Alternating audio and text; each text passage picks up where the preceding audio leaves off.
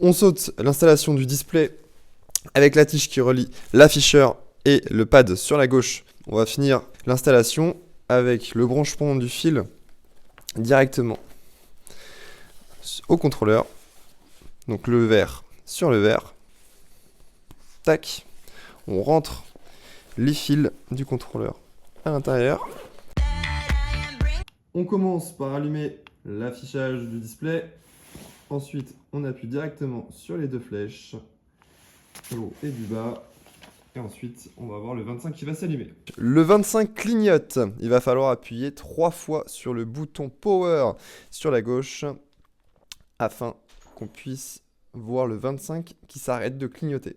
Ensuite, on va pouvoir appuyer sur les deux flèches en même temps sur le pad et on va voir le P1 qui va s'allumer sur la gauche. À partir de ce moment-là, vous allez pouvoir prendre la feuille qu'on vous a transmise en annexe afin de commencer la programmation du display.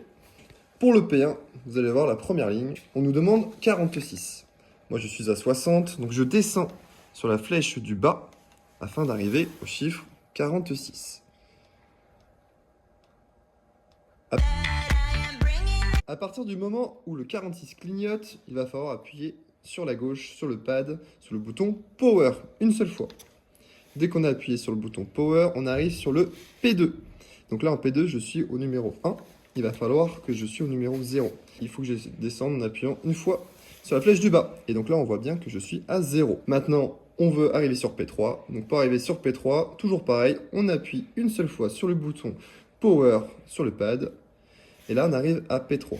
Donc là, sur la feuille, on m'indique qu'il faut être au numéro 1. Là, je suis à 0. Donc il faut que j'appuie sur la flèche du haut pour augmenter. J'appuie une seule fois, je suis à P3 à 1. Il faut que j'appuie encore une fois pour valider sur le bouton Power sur la gauche. Et j'arrive à P4. P4, on me demande le numéro 0. Parfait pour moi. À partir de ce moment-là, je vais pouvoir réappuyer sur le bouton Power sur la gauche pour passer à P5. P5, on me demande le numéro 15. Je suis à 20.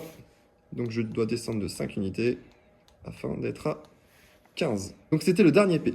À partir de ce moment-là, on voit que le P5 reste stable, il ne clignote plus. Donc, petite parenthèse, afin de bien valider les P pour qu'ils soient enregistrés, il faut appuyer sur le bouton Power une seule fois. Les réglages du paramètre P sont désormais finis, car on peut s'apercevoir que le P5 ne clignote plus. À partir de ce moment-là, pour passer au réglage du paramètre C, il va falloir appuyer sur les deux flèches simultanément. On voit que maintenant, on passe de P5 à C1. Et donc là, ainsi de suite, nous allons pouvoir faire le paramétrage comme sur la ligne du paramètre P. Donc vous avez paramétré la lettre P en support avec cette feuille. Vous allez pouvoir enchaîner directement avec le paramètre C. De la même manière, avec le même fonctionnement. Et voici pour la programmation du display.